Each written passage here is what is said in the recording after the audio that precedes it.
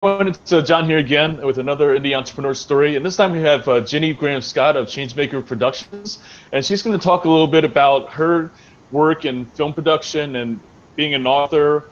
But before we get started, maybe Ginny, you can share a little bit about what you do and what you'd like folks to know about, kind of how you got to, what you've been working on.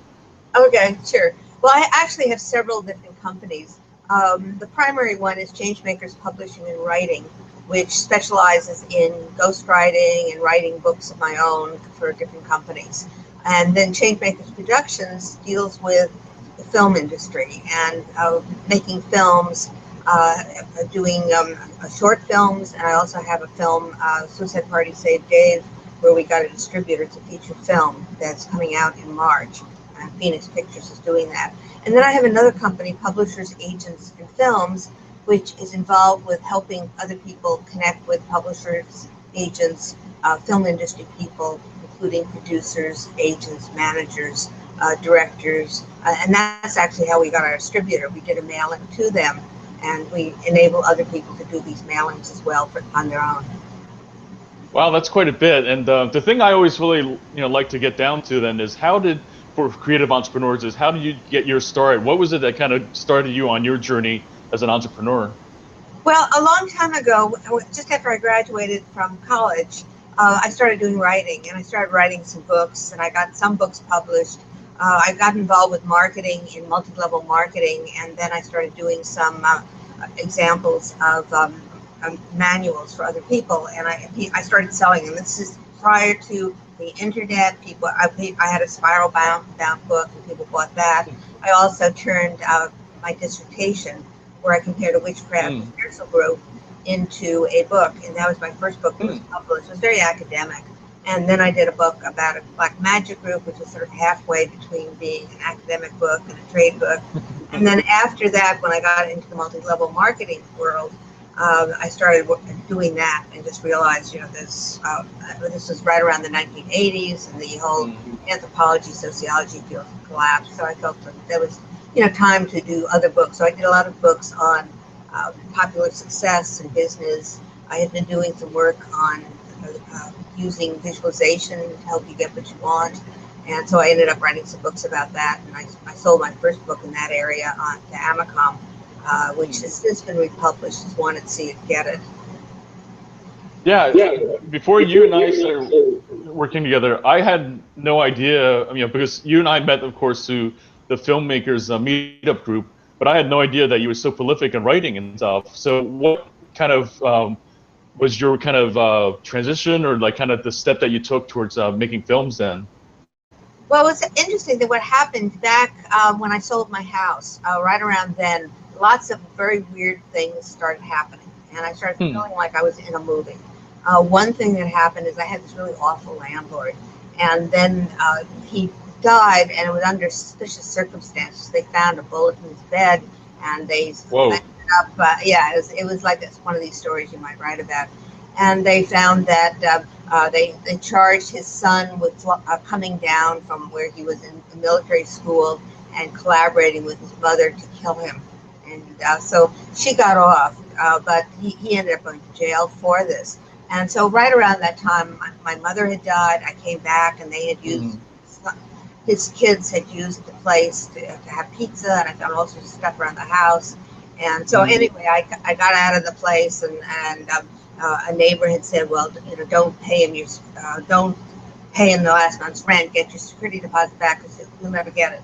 So I managed to do that, and he ended up putting garbage on the place where I moved to, and all these crazy things like that. So that to think, I'm in this movie, and so I ended up writing a script about it. Right around the time I was taking classes in criminal justice, and so I ended up having a cop helping me investigate, and I incorporated things from the story. So that was called Moving On. It was my first script, and then after that, I started getting feedback and just thinking about scripts, and started getting inspired to do other scripts, and then so that gradually I ended up doing scripts, and then I went to LA. I ended up moving to LA part time, so I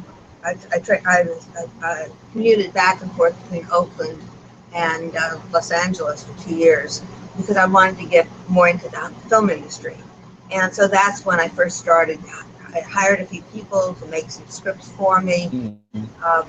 I found it very difficult to do films in LA as on a lower level because everybody was about making money and it was hard to get volunteers to do projects. So, but taking what I've learned in LA, I came back, started taking some classes at the Berkeley Community Media.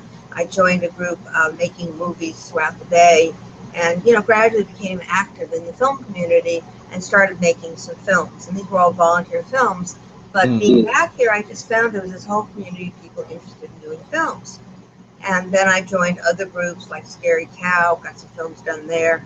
And eventually I ended up with about 50 short videos. And because I'm a writer, I wrote a book about that after about doing 6 of these on the complete guide to writing, producing, and directing a low-budget short film, which I sold to Hal Leonard. And subsequently they asked me to do a book on finding funds for your film. This was right around the time that I started trying to find funds for my own films. So, yeah, definitely. Like for me, I often talk about creative entrepreneurs being on this journey that's like a lot like the book The Alchemist, and just kind of like as you described, this one thing leading to another. What would you say though that like has there been some different kind of folks that have been inspiring or kind of help you point you in the direction that you've gone and stuff like that? well, I think that some of it came out of writing. I mean, that's basically how I made my living because a lot of the volunteer projects, I mean, you don't make any money, but you put money into the films. So a lot of it came out of that and seeing the potential for some of the books being turned into films. And so I did some short documentaries on. I have a book called the Battle Against Internet Book Piracy, and so that got turned into a series, which it took a long time to get edited, but it's almost finished now. And I have a book that's coming out next year, Internet Book Piracy, that was picked up by another publisher. But I think one of the things that inspired me in this is, just seeing how, because I had this company where I can make mailings, is that by doing these mailings, I was able to find producers who are interested in different things I was doing. So one of the first groups of producers were interested in a project that I had called Do You Look Like Your Dog? And and actually that became a book that Random House did, and there's a website, Do You Look Like Your Dog? But at the time, I started doing some documentaries dealing with that. Some friends had an opening where they had people come with their dogs. I was on the Good Morning America, where I was there, and then I had a few people who were in the book came down with their dogs, and they were on the show. And so there was a whole series of things that were spin-offs of that. I sold the game to Briar Patch, Do You Look Like Your Dog? And so anyway, I had pitched this as a series. And so I had several producers who were interested in trying to pitch it. And in the story that often happens to people, because it's so competitive, is you may get a producer who options something, but then they don't find the financing. It just doesn't happen. Right.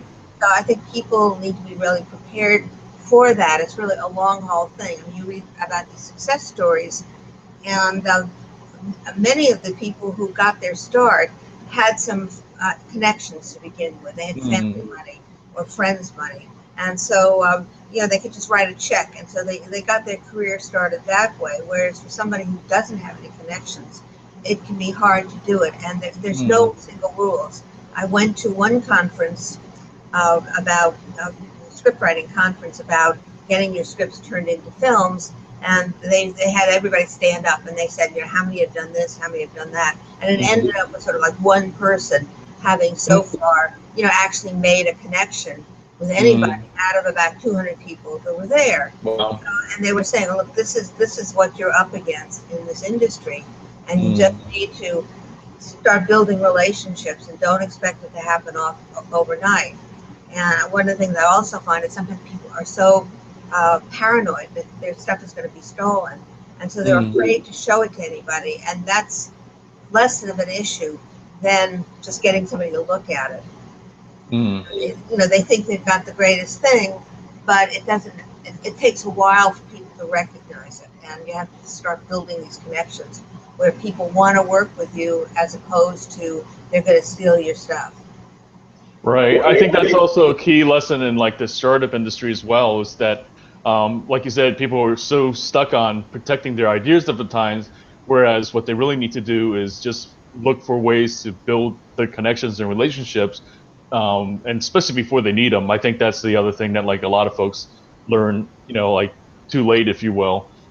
So like, how would you like recommend folks to like build these relationships, like other than simply, like kind of what people typically do is like pass out business cards and all that. But are there things that you found like that you particularly recommend? Well, I think that if people can go to LA at least part time, I mean, there are ways to connect when you're outside of LA, but I think that, ideally, if you can afford it, it takes some time to go to LA, even move to LA, make the connection because that's where the business is. There's filming that's done here, but most commercial filming in the Bay Area, for example, where I'm based, is around commercials, around shorts, around documentaries. And there are a few major companies, here, like Pixar and I'm trying to think of the name of it. Lucasfilm. Lucasfilm, that's what I'm trying to think of. Yeah. And so, but they're all internal. So somebody Mm. can't just submit a film to Lucasfilms or to Right. Pixar and expect them to do anything. I mean, they will basically say, we don't accept outside submissions. Mm. So, and even if somebody gets a job there, they're on a lower level. So, there may be ways in which you gradually get started. Now, agents, at one time, agents used to be more open to people. And now it's so much about the big blockbusters and lots of money going to big films. So, and agents tend not to want to represent somebody for the independent films. I mean, they don't really have those kind of connections.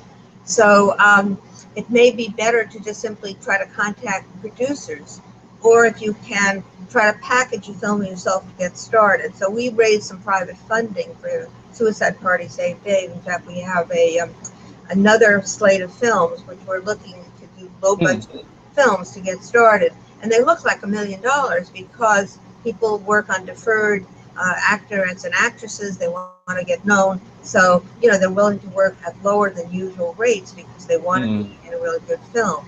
So those are some ideas for getting started.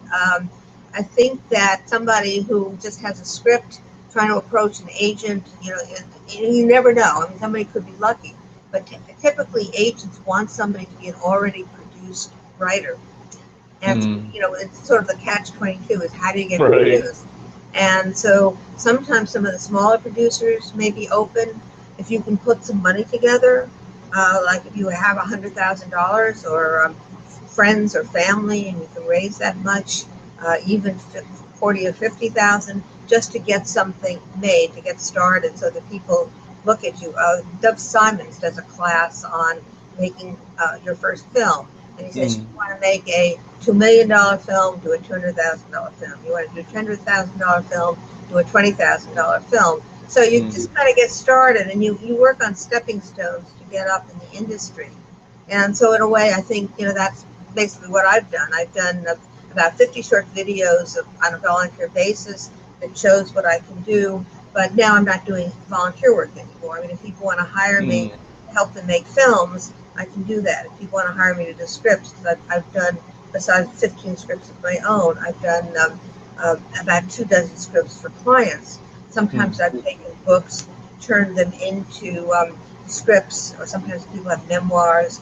Sometimes they even have just an idea for something where I've taken that in. And usually they have the ownership, although in a couple of cases, it's been like a split where I take a slightly lower amount. We become partners in it, and then they can use my name to try to find a producer, agent, or people to find funding. So, I mean, certainly, like for somebody just getting started, it can just be like really like this kind of forest and easy to get lost and stuff. Do you have like recommendations for somebody who's like looking to just get started and trying to, find their way and, figure out their place in the big, kind of film industry and stuff? Well, I think that, it depends where you are. But wherever you are, though, you can always join local film groups. There's some colleges that have film classes, and they also do workshops and seminars. So, things like that are just showing up so that people start knowing that you're serious and Right. that you stay around. There are meetup groups, both in LA. I have some meetup groups myself, and I have an assistant organizer or an event, a co-organizer now in Los Angeles. Who it's called the meetup group is called Film and TV Connection in Los Angeles and the Hollywood film industry. So people can join either one of those groups, and he has happy hours from time to time there. And then I have groups in the Bay Area where I've been doing what's called film exchange, where people come and they get feedback on what they're working on. And I've started doing some workshops and seminars on how do you get a film produced, and what are the steps. And so it's more about marketing than the specific details about how to get the film made. So yeah, we'll definitely provide the links in the show notes for this, the different places that you mentioned. Would you say though that like along the way, like what would you say was the biggest challenge that you've had to face so far though? Like something that kind of really made you question whether this was what you wanted to do, or whether it was is the right thing for you and stuff. Well, I don't know that I question whether this is the right thing, but there were, definite, difficulties along the way. I mean, one is when you're doing volunteer work of making sure that everybody shows up, and so sometimes that could be an issue. But I think that you can overcome some of that by calling people, making sure you have people in reserve. So I would use SF casting to find people. And so usually I, rather than spending a lot of time on casting, I would look for a person I felt fit the part, just the way they looked. And then when they came for an audition, I felt that if they did a good job acting, usually they were in. And so I know other people may spend days and days casting, but this for me this is a fast way of putting projects together. And you can see if you go to my YouTube channel at Changemakers Prod, that's Changemakers and then PROD. You'll see videos that I created. There's about 150 of them up there. Some of them are multiple versions or different segments of the same thing. So, for example, we did a thing called the engagement, and then there's a trailer, there's a short, and then there are two little spin-offs of short reels for actors. So there's some things that are sort of like that, where they're a couple of different versions of it. But people can see, some examples of what I did, and most of the time I had pretty good luck in people really showing up. And I think part of it was keeping in touch with people by email. So after people have signed up for the project, I would continually keep them updated in terms of here's the casting list. Here's the information. Here's the shooting order. So they got a number of emails from me, which indicated that this really is going ahead. And if they weren't able to do it, they should let me know. And so, in most cases, people did. And or in one case, one person just the night before announced that he couldn't do it. So we ended up in that case, somebody from the crew took his part. So it was, right. So we were able to finish it. But I know that there have been some people who had that problem where suddenly nobody appears or a few people appear, but the main people who they expect to be there aren't, and so they have to cancel the shoot. So I've never had to do that, but it's been a little bit of a challenge. I think the other thing is locations, and sometimes it's worth it to pay like Airbnb. So from $200, we got a place to shoot the Suicide Party shorts that we did. And we were right near McLaren Park, and so they were really willing to work with us. So instead of us having to sign in at late time after 3 p.m., we were able to come in at 12 noon, and we were up to later the next day. So we were able to, in a sense, do 2 days of shooting for just paying for one night. So so those are some things to think about. I mean, sometimes people don't have the budget; they have to depend on friends and family, and they might really get a good location for doing it. I think I would recommend getting some insurance or having the place that you're at have insurance. I was fortunate; I didn't actually get insurance, but it was always a concern because if something happened that Right. where you, and particularly if you have expensive equipment. And Mm. since I've done many of the projects that I did, I've read about people being uh, vandalized. Like in Oakland, people have been Mm. attacked and Right. stolen. So it's a little bit more dangerous on the streets. If you're in a private house, you don't have to deal with that issue. Mm. Right. Yeah, I think that's definitely a lot of the things you mentioned are just part of the nature of indie filmmaking. You take a lot of different chances. Ideally, you try to minimize and try to control them stuff, but it's certainly like just full of different perils and things to navigate stuff. But it sounds like you kind of overcame a lot of these different things and stuff. What would you say though is like kind of been your proudest moments though in your filmmaking so far? Well, I think getting this feature film with a distributor, and we went through Hmm. several versions of it. I did two shorts. One was when I lived in Oakland, and then when I joined Scary Cow, I got some feedback on it that you didn't really get a sense of who the character was, and there really Hmm. needed to be a little bit more of a backstory rather than just having him come in and all of a sudden he's ready to commit suicide, and people are Hmm. trying, or he's doing a party to commit suicide because his girlfriend has left and he's losing his house and everything else. So initially, we just sort of jumped right into him telling the story and all that, but it really needed to have him some development so you really can Hmm. identify with him, because this is sort of a fairly unusual act, and people were seeing it as sort of a selfish act that he was getting his friends to just sort of contribute to him, and they felt that that was, like exploiting his friends. So I see. yeah, so we did another short with Scary Cow, where we did more of that development, and that was enough to interest a director to do it. And one of the things I think it's important to be flexible. Hmm. While I have an original script that's a more serious script, they turned it into a hilarious dark comedy. Hmm.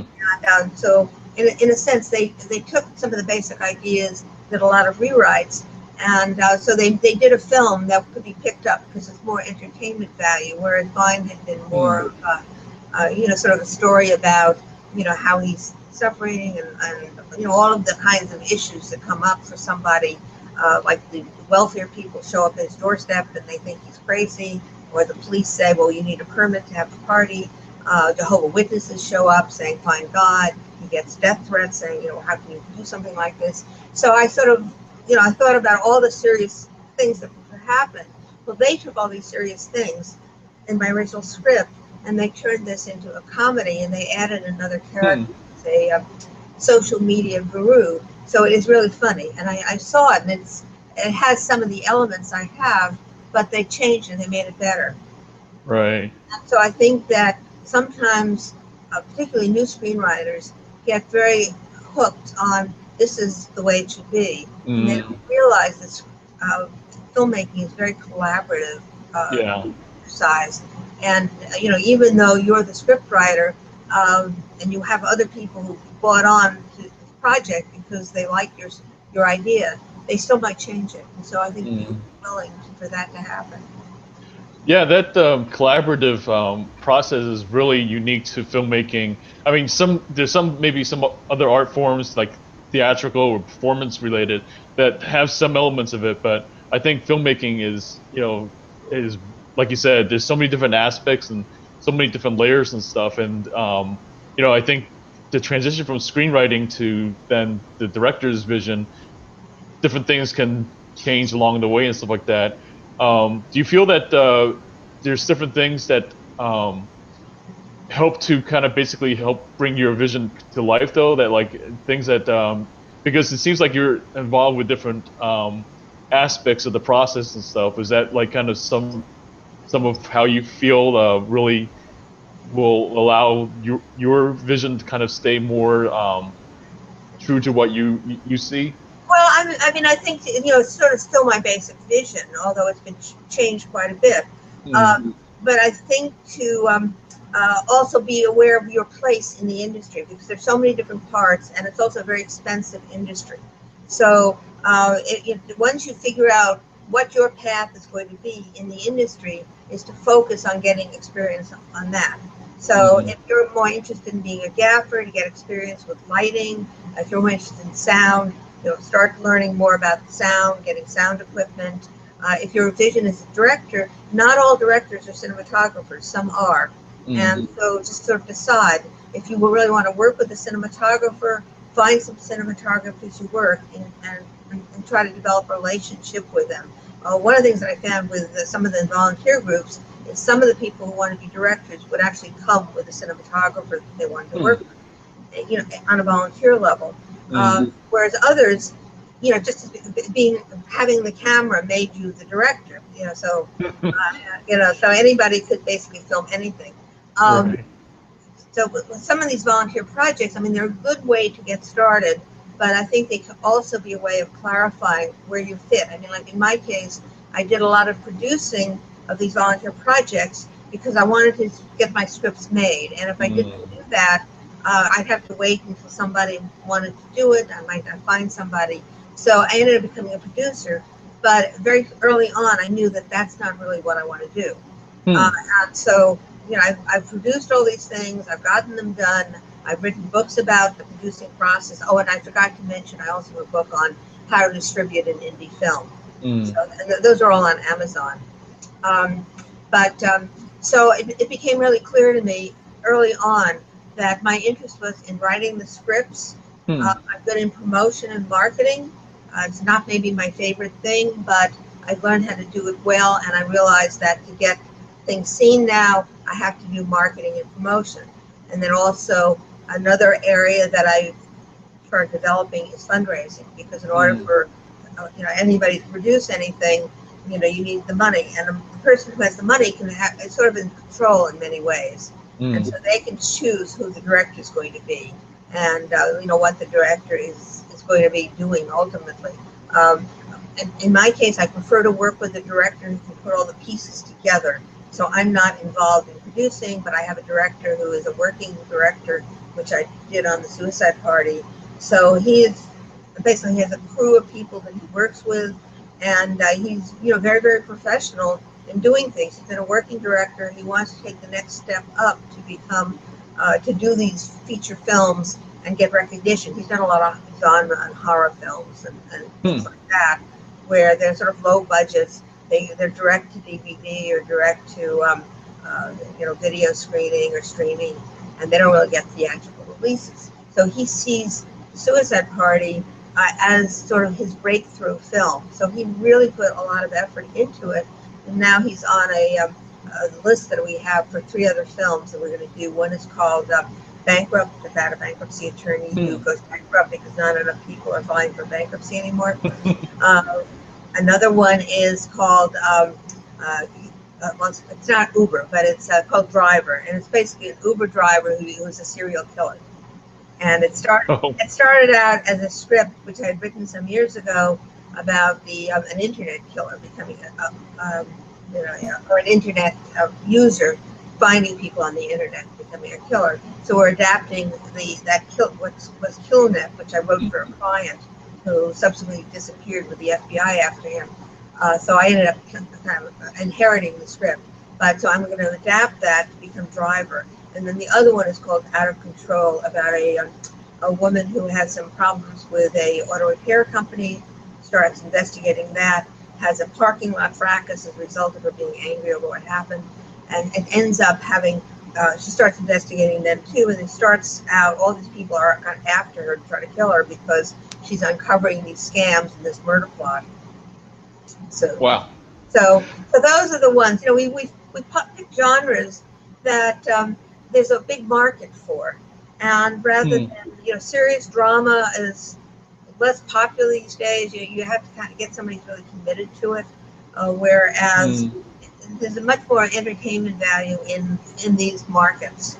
So that's where we pick to go. So I think that, when you say what's your proudest moment, I think, being able to find a distributor to get the film finished and for everybody to like it, and then to find a distributor, which I did for one of my mailings. And anybody can use these mailings, where we did a mailing to about 1,200 distributors, got responses. About 40 people said, "Yeah, we'd like to see it." We had and then we at the trailer stage, and then they said, now we want to see the screener. And then at that point, we had about 5 distributors who wanted to pick it up, and then it was a matter of choosing the best one. Wow, that's so awesome, the different things you have going on. So what's the best way for folks to get in contact with you or to learn more about the different productions that you've been working on? Okay, well, I have a couple of emails that they can, or website addresses they can go to. Changemakers Publishing and Writing is one of them, which does books and other kinds of things. Changemakersproductions.com, which I'm in the process of updating now, is another place to see some of the earlier trailers I've done. If they go to YouTube at Changemakers Prod, we have websites for the films. SaveDave.net is one place they can go. SuicidePartyFilm.com. They can see a little bit more about that. There's links to the trailers, information on that. We're going to have another crowdfunding campaign. We're going to try to raise a small amount, maybe $2,000 or $3,000, to have some additional funding to put into entering film festivals. And then we're not going to use crowdfunding for the others. We're going to be using basically investors. And investors get 100% plus 20% of first money's back once the film is sold and goes into distribution. And then they forever get an apportionate share based on their investment. And I'm putting up $10,000 myself for the next film. So we're looking for about $20,000 for the next low budget film budget. So if anybody out there is listening and is interested, another way to get in touch with me is my email address, changemakersproductions@yahoo. Super. Well, thanks so much, Janie. Really appreciate your time, and definitely we'll share the different links we mentioned. And is there any parting advice you'd like to give to some indie filmmakers, folks who are looking to get started? Well, I mean, just be persistent, keep at it, and if you have any way to raise the money yourself, do it. That sounds like great advice. Thanks again, Jeannie. Appreciate your time. Thanks. Okay.